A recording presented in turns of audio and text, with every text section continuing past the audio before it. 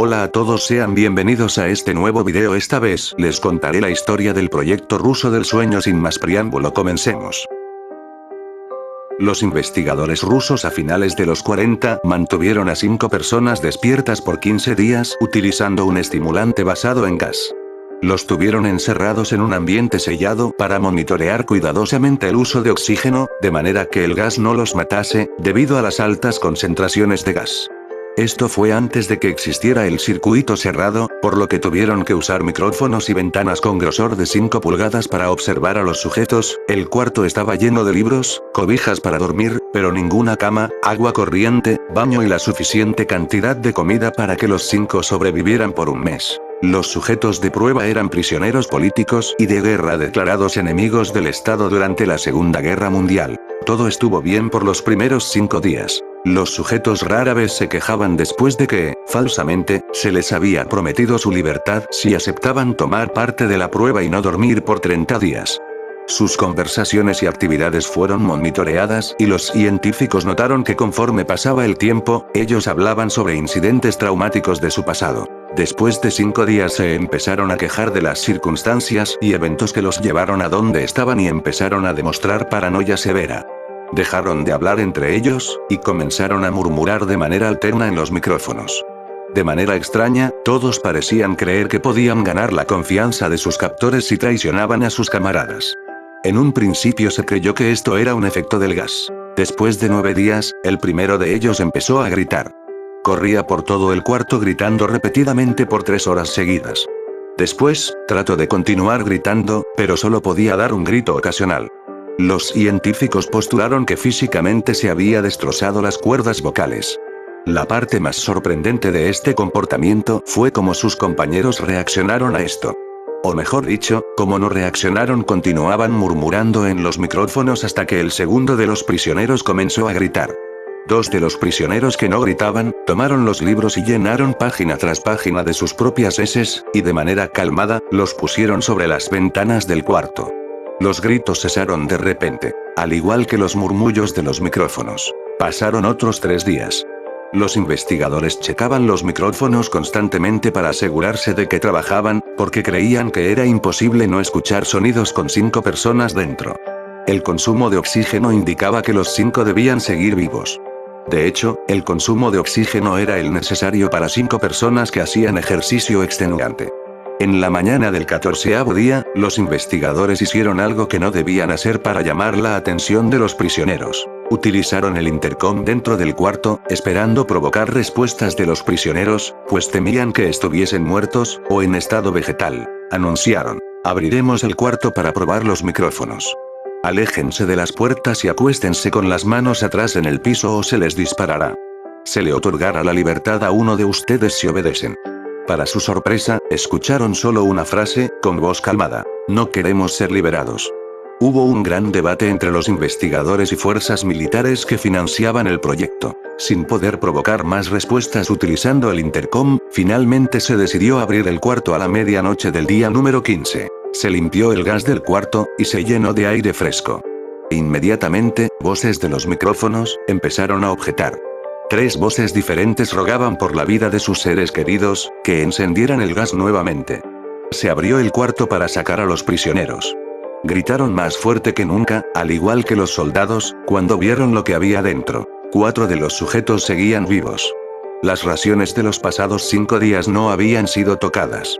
Habían pedazos de carne de las costillas y pantorrillas del sujeto muerto colocados dentro del drenaje del centro del cuarto, bloqueándolo, permitiendo que 4 pulgadas de agua se acumulara en el piso.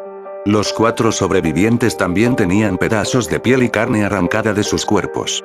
La destrucción de tejidos y la exposición de huesos en la punta de sus dedos indicaba que las heridas fueron infligidas por las manos, y no con los dientes, como era de suponerse.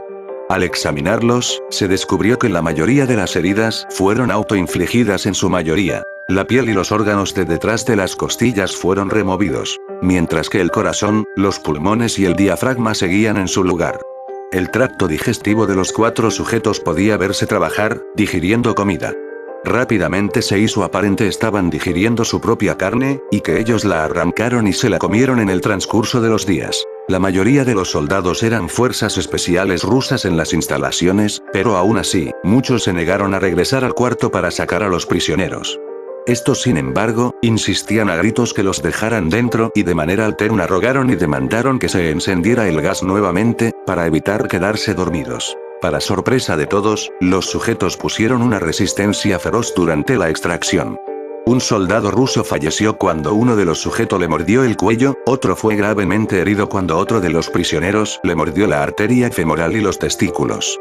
Otros 5 soldados perdieron la vida, si se cuentan a aquellos que se quitaron la vida en las semanas consecuentes al incidente. Durante la lucha, uno de los prisioneros dañó su vaso, sangrando de manera casi inmediata. Se intentó sedar al sujeto, pero fue imposible. Se le inyectó más de 10 veces de la dosis humana de morfina, y aún así luchó como un animal rodeado, rompiendo las costillas y un brazo de un doctor.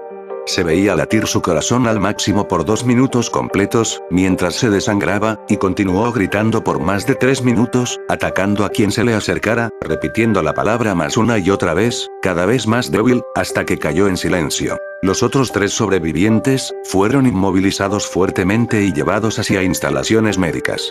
2 de ellos, con cuerdas vocales intactas, demandaban continuamente más gas para permanecer despiertos. El más herido de los 3, fue llevado al único cuarto de cirugía que había en las instalaciones. En el proceso de su preparación para colocar nuevamente sus órganos en su lugar, se notó que el sujeto era totalmente inmune a los sedantes. Peleó furiosamente cuando el gas anestésico se le estaba colocando. Se necesitó un poco más de anestesia de la normal para sedarlo, pero al momento que sus ojos se cerraron, su corazón se detuvo. En la autopsia, se encontró que en su sangre había 3 veces la cantidad normal de oxígeno. También se rompió 9 huesos en la lucha para no ser controlado. El segundo sobreviviente, era el que primero gritó del grupo.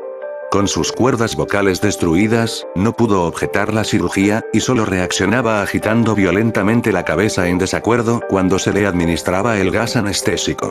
Afirmó violentamente con la cabeza cuando alguien sugirió hacer la cirugía sin anestesia, y no reaccionó durante la misma, que duró 6 horas en la cual se intentó reemplazar sus órganos abdominales y cubrirlo con lo que quedaba de su piel.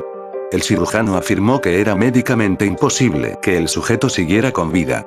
Una enfermera aterrada que ayudó en la cirugía, comentó que la boca del paciente formaba una sonrisa cada vez que sus ojos se encontraban. Cuando la cirugía terminó, el sujeto miró al cirujano y empezó a hacer sonidos fuertemente, como tratando de hablar. Asumiendo que esto era de gran importancia, el cirujano le entregó un papel y una pluma, para que el paciente pudiera comunicarse. Sigue cortando, escribió. Se le hizo la misma cirugía sin anestesia a los otros 2 sujetos. Se les tuvo que inyectar un paralítico, pues ellos reían constantemente, y le era imposible realizar la operación al cirujano. Una vez paralizados, solo podían interactuar con sus ojos. En el momento en que pudieron hablar nuevamente, exigieron una vez más el gas estimulante. Los investigadores trataron de averiguar por qué se lastimaron de esa forma a sí mismos, y por qué querían el gas nuevamente. La única respuesta fue: debo permanecer despierto. Se reforzó a los 3 sujetos y los devolvieron al cuarto, para espera de su destino. Los investigadores, enfrentando la furia de sus benefactores militares por haber fallado las metas del proyecto, consideraron dar eutanasia a los prisioneros.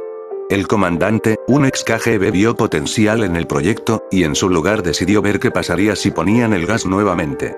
Los científicos se negaron rotundamente, pero al final, tuvieron que aceptar. En preparación para ser sellados nuevamente en el cuarto, los prisioneros fueron conectados a un monitor EEG.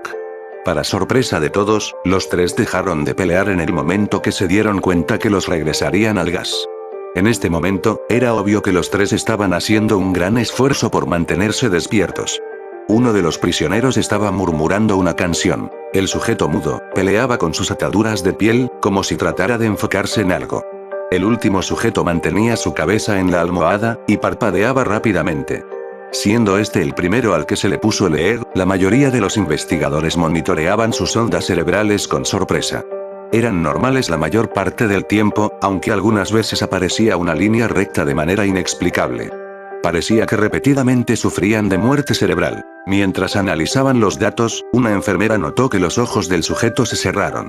Sus ondas cerebrales cambiaron inmediatamente por las de sueño profundo, luego se pusieron rectas, y de manera simultánea, su corazón se detuvo. El único sujeto que quedaba que podía hablar comenzó a gritar para que lo encerraran en ese momento. Sus ondas cerebrales mostraba las líneas rectas del sujeto que acababa de morir por quedarse dormido. El comandante dio la orden de sellar el cuarto con los 2 prisioneros dentro, junto con 3 de los científicos. Uno de los 3, inmediatamente tomó un arma y abrió fuego contra el comandante, matándolo de un tiro entre los ojos. Después apuntó al prisionero mudo, y le voló el cerebro. Apuntó al prisionero que quedaba vivo, mientras que los demás investigadores escaparon del cuarto. No me encerrarán con estas cosas. No contigo. Le gritaba al prisionero que estaba atado al camastro. ¿Qué eres? Demandó. Necesito saber. El prisionero sonrió. Experimento sueño ruso. ¿Tan fácilmente te has olvidado de mí? El prisionero preguntó. Somos ustedes. Somos la locura que está encerrada en todos ustedes, rogando por libertad en cada momento de tu vida, desde lo más profundo de tu mente animal. Somos aquello de lo que te escondes en tu cama todas las noches.